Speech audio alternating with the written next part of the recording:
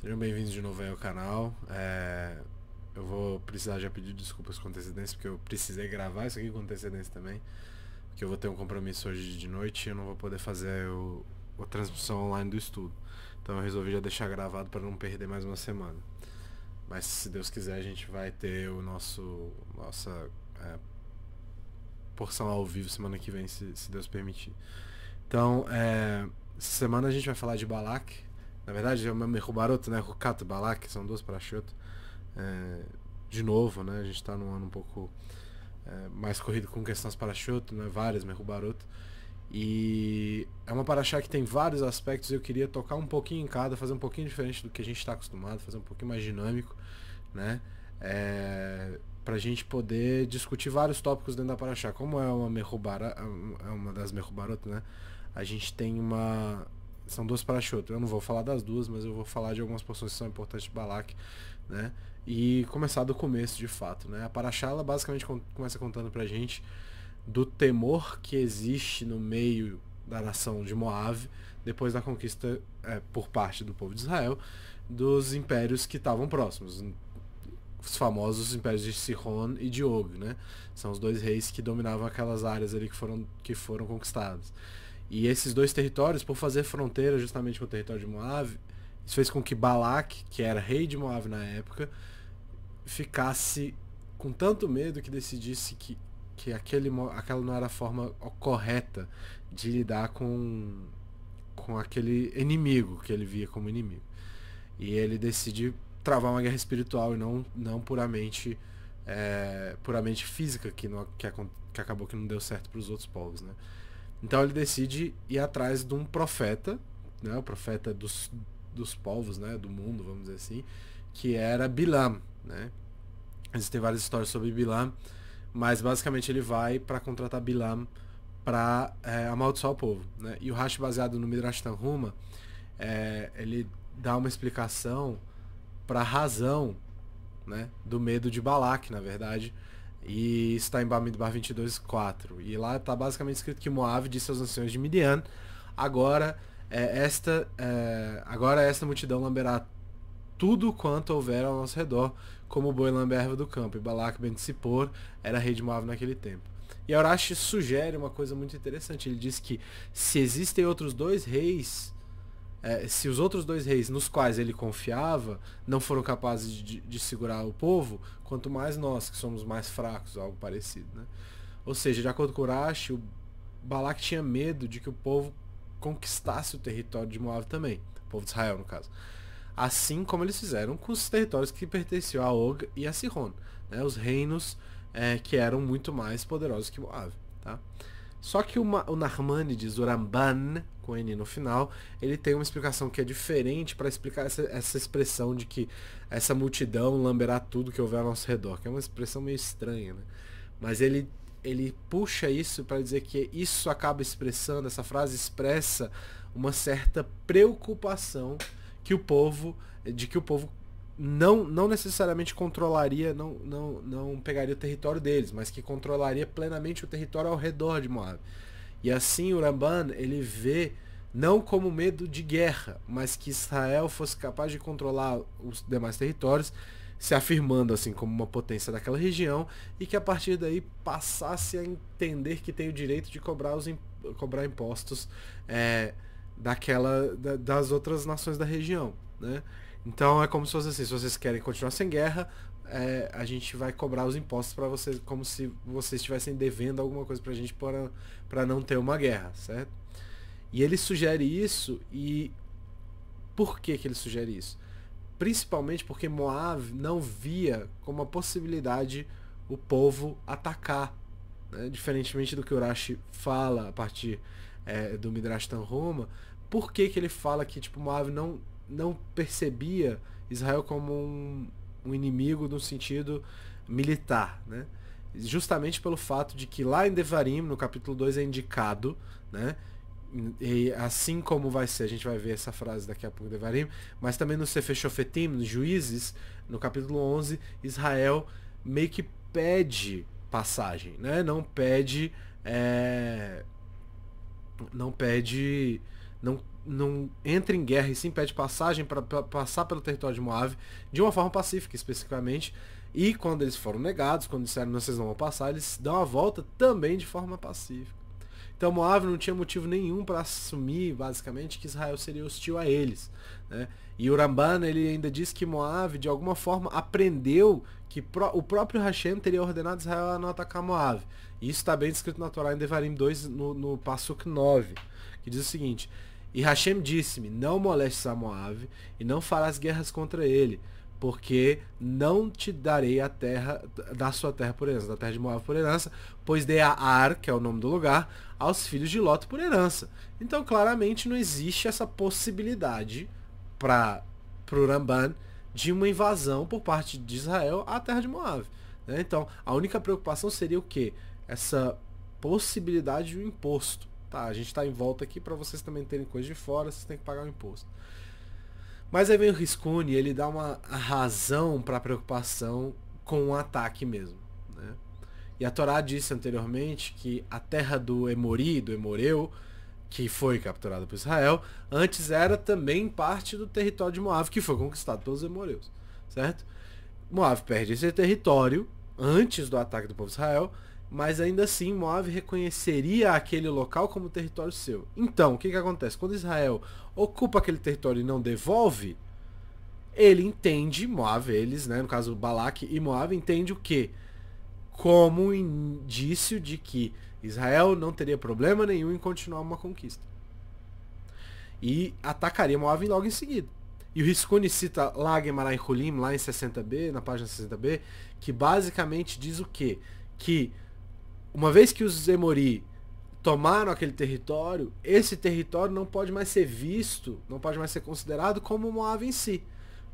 Porque não vai se encaixar mais no mandamento não atacar Moab. Aquele território não é mais Moab. Como estão os Emoreus lá, a gente está atacando o território dos Emoreus. Então, não teria um problema. Mas fica muito claro pra gente o quê? Que o povo não tinha intenção nenhuma de atacar Moab. A gente tem dois lugares diferentes, tanto em Shofetim quanto em Devarim, que vão explicar que a preocupação basicamente era desnecessária, né?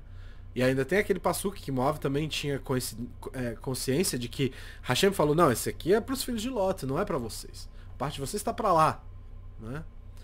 Mas o pânico faz com que Balaque busque a Bilam, para que Bilam especificamente, como eu falei, não é uma guerra física, é uma guerra espiritual, amaldiçoasse Israel. Então Bilam é chamado para amaldiçoar Israel. O que, efetivamente, se você observar os fatos, foi um exagero por parte de Balaque, já que não tinha intenção de ataque ou dominação política, né? E o Rav Aharon Steinman, ele diz que a medida drástica que é tomada por Balaque é um exemplo pra gente. Ele fala assim, mas como assim um exemplo pra gente, né?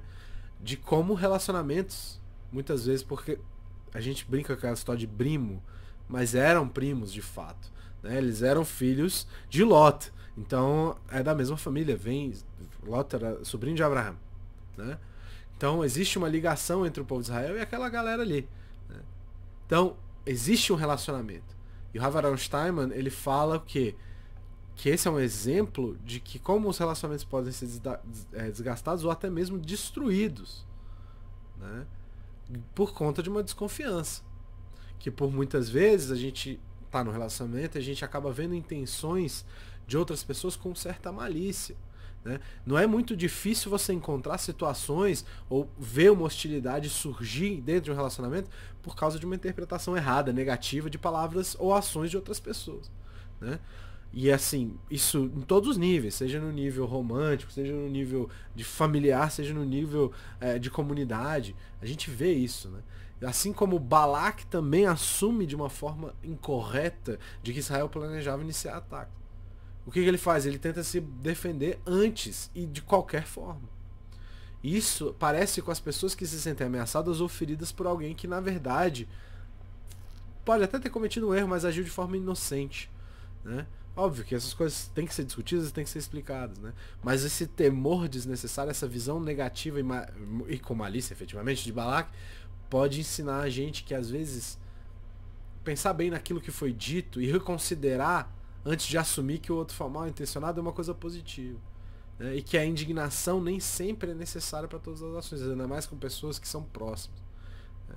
Então essa visão é muito importante.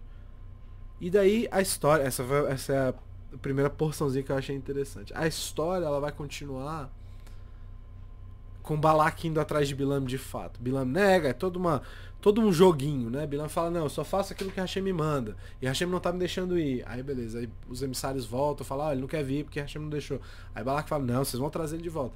Mas Bilam tá de olho gordo, ele quer aquilo ali. Só que se Hashem disser que ele não pode, ele não pode. E tem uma hora que Hashem fala, quer saber, faz o que você quiser. E aí Bilam vai, né? E aí ele, conseguindo a permissão, ele sai com esses emissários de Moab e a gente vê ele levando a burrinha, e existe uma comparação com Abraham aqui, né, que também tem uma questão do burro na Kedah Yitzhak, né? Mas de qualquer forma, a burrinha de confiança dele tá indo e ela para no meio do caminho porque ela vê um anjo com uma espada assim, flamejante ou qualquer coisa parecida diante de Bilam, que vai matar Bilam se Bilam passar. E a burra para. E Bilam se frustra com aquela situação e bate, ela desvia, ele bate nela várias vezes, 3 vezes, até que ela para e se esconde num canto. E fala assim, e Bilam bate mais até que ela até que Hashem abre a boca dela, né? Abre a boca da burrinha, né? Lá no Perek, no capítulo 22, no passuco 28. E diz assim, Hashem abriu a boca da jumenta e ela disse a Bilam, o que te fiz para que tu me batesse já 3 vezes?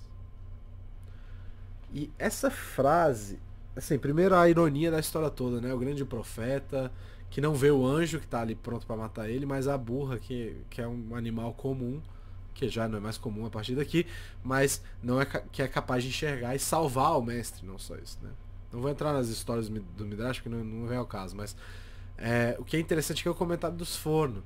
Os Forno, ele vê essa explicação, essa expressão, na verdade, de colocou no animal poder de fala, né? Hashem abriu a boca da jumenta, ele vê e ele explica que Hashem coloca esse poder de fala parecido com aquela frase que a gente fala na Midá, né? Que o Senhor abre meus lábios e a minha boca, né? Na visão dos Forno, o que acontece, né? Hashem faz a burrinha de Bilam fazer basicamente ela conecta a burrinha de Bilam ao pedido que a gente faz, foi iniciado por David, na verdade, né, para iniciar a Midá, né, de Terrilim no Salmo 51, né, que Adonai Siftar Tifterra Ufi Yagid Terrilaterra, né, que abre minha boca para poder rezar, né, para poder fazer a tefilá, né. E do mesmo jeito que David pediu para Hashem abrir a boca e os lábios, ou seja, desce essa habilidade para rezar, a Torá fala que Hashem abre a boca da jumenta de Bilam,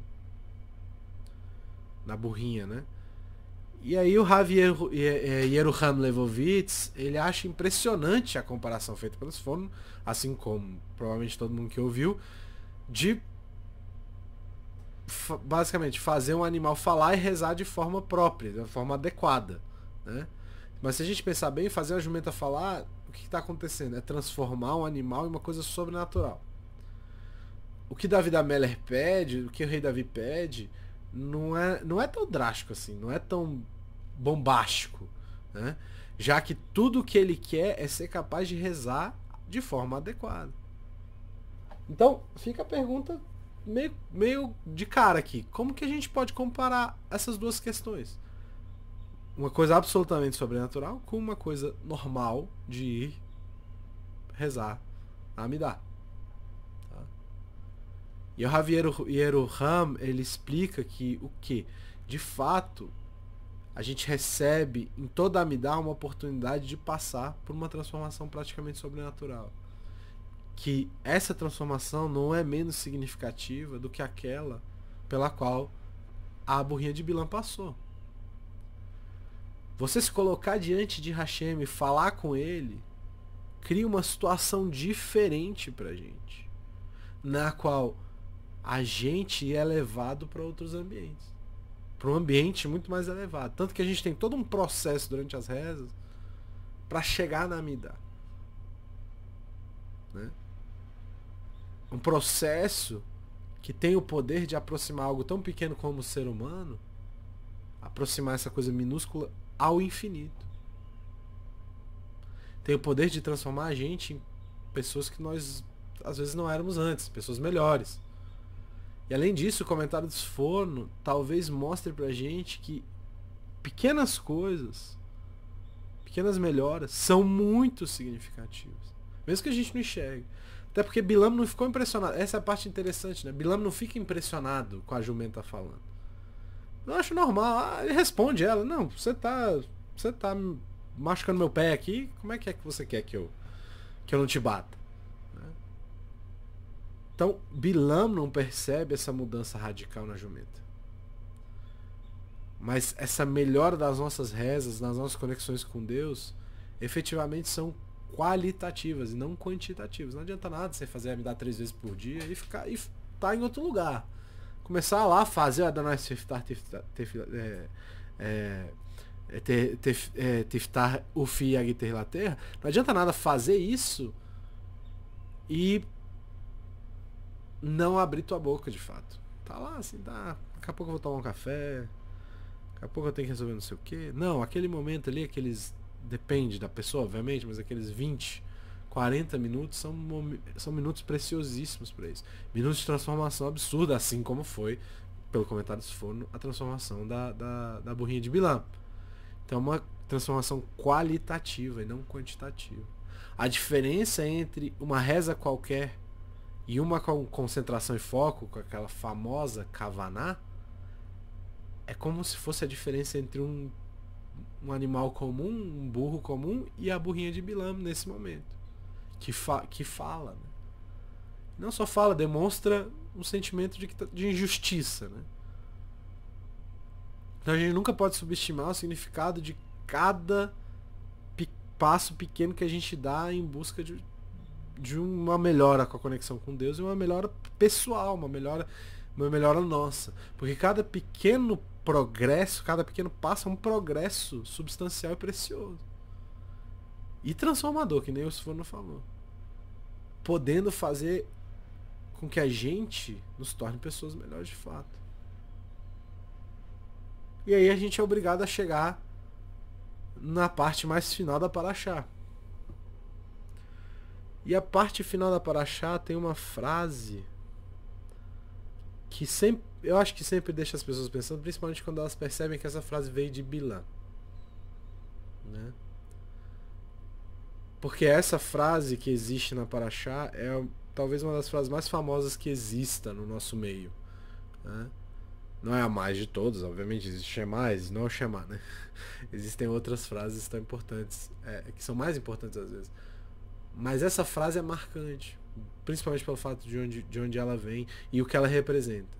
Porque a gente simplesmente trabalha de uma forma específica. Muitas vezes a gente não é capaz de admirar uma coisa da qual a gente faz parte. A gente só pensa depois do fato. Aquela famosa frase, né? Você só percebe ou só sente falta quando você perde. Né? Que é verdade em muitos momentos, né?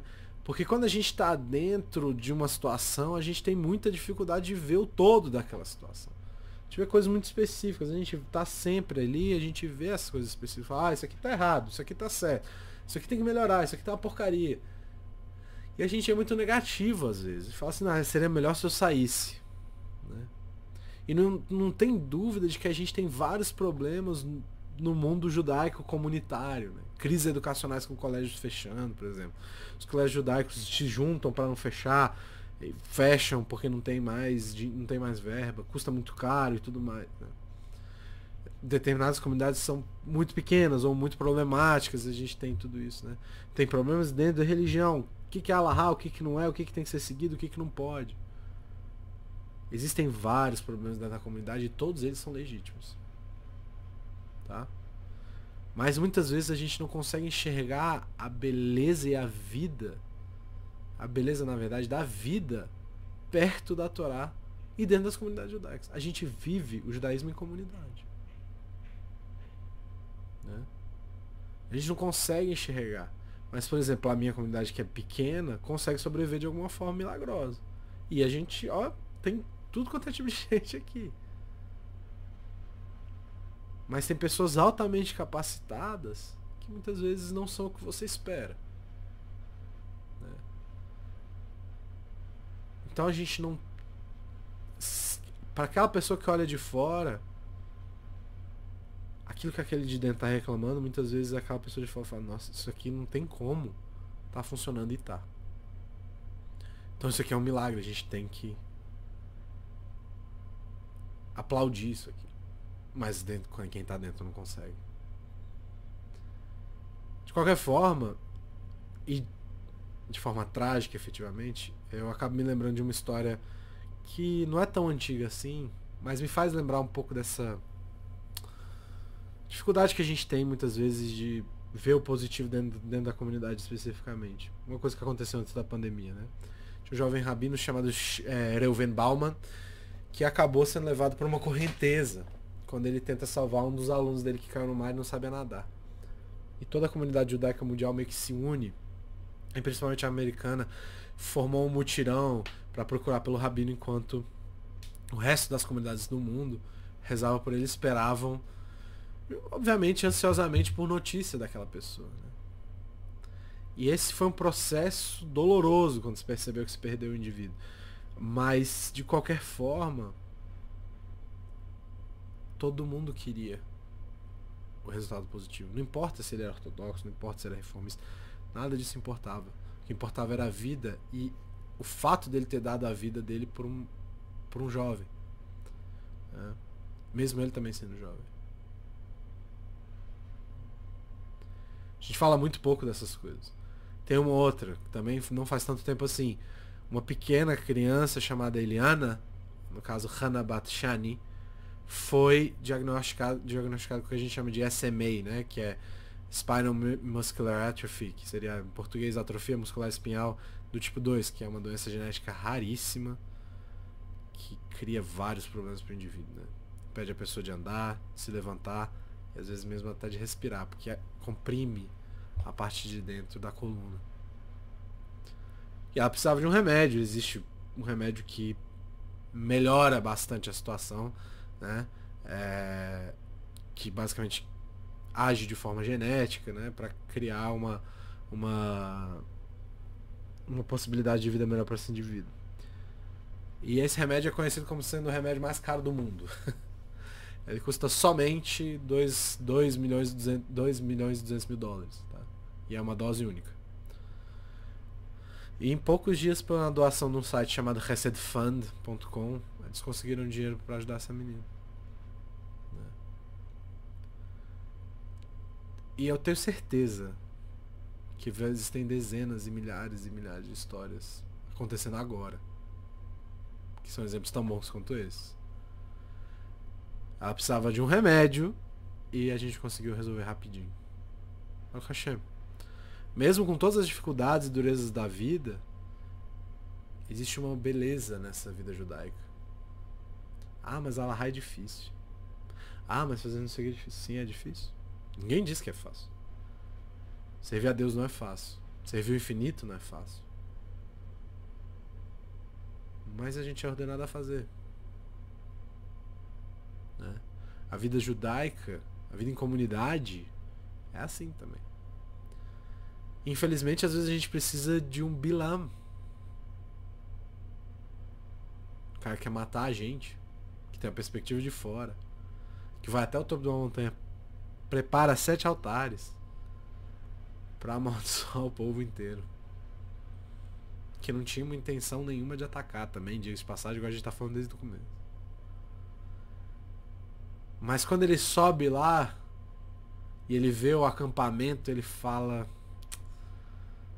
não vou poder fazer não. Ele é obrigado a falar a frase que eu tô falando desde o começo dessa parte. Matovo olecha Yaakov mishkenoterra Israel. Quão belas são suas tendas, Yaakov, as tuas moradas, ó Israel. Ele olha e fala: cara, isso aqui não é normal não.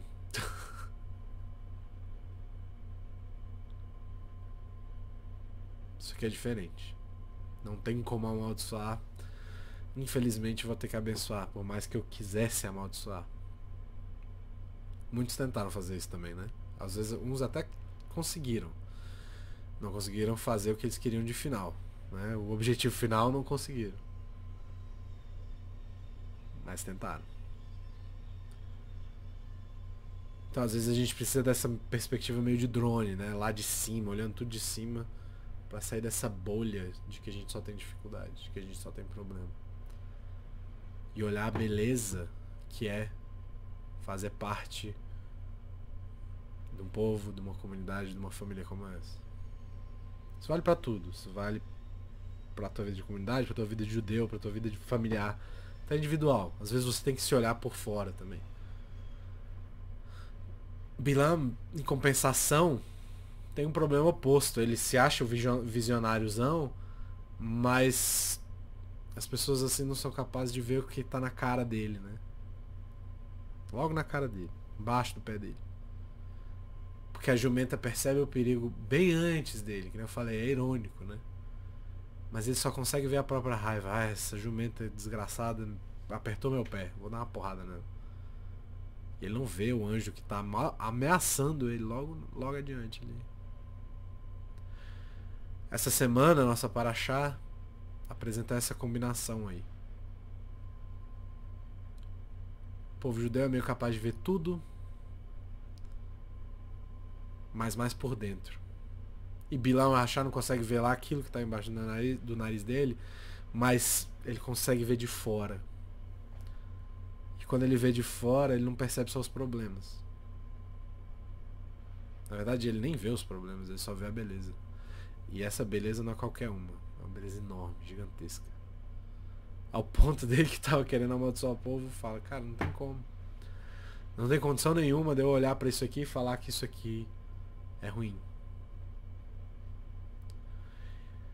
E pra gente tentar ser pessoas um pouco melhores, a gente precisa dos dois. A gente precisa ver o todo, mas também ver o que tá logo na nossa frente. E lidar com isso no dia a dia. Muitas vezes a gente até sabe o que a gente quer das nossas vidas, mas a gente não sabe o que tem que fazer agora.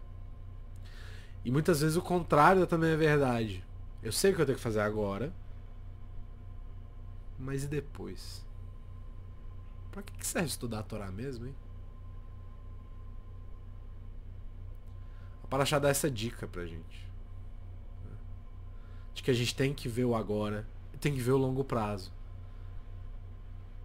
E quem é que ensina isso? Essa perspectiva dupla que teria a capacidade de levar a gente a uma vida melhor. Uma vida com emuná, com bitahon, com segurança em Hashem.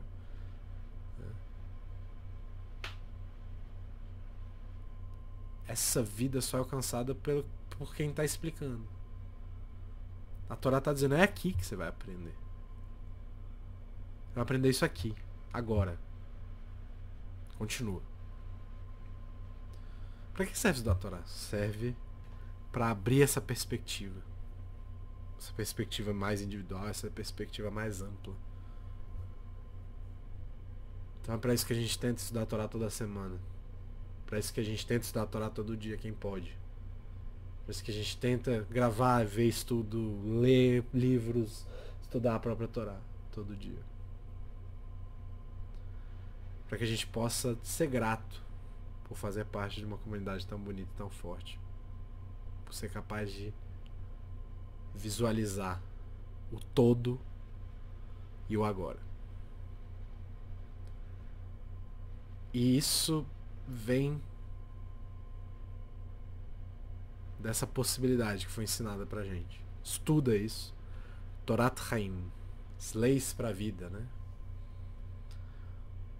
Observa, aprende, aplica. Não adianta nada ficar na teoria. Tem que enxergar e tem que fazer. Isso não é fácil, nunca vai ser. Mas essa paraxá ela é importante para dar pra gente essa possibilidade. Esse entusiasmo, talvez. Pra perceber que é possível. E levantar. Aliás, sentar a bunda na cadeira e estudar. Se aproximar de Deus. Rezando, que a gente falou mais no começo. e estudando. Basicamente era isso que eu queria dizer essa semana. Vai ser um pouquinho mais curto hoje, mas eu espero que todos fiquem bem e que a gente possa se encontrar na semana que vem, se Deus quiser. Shabbat shalom.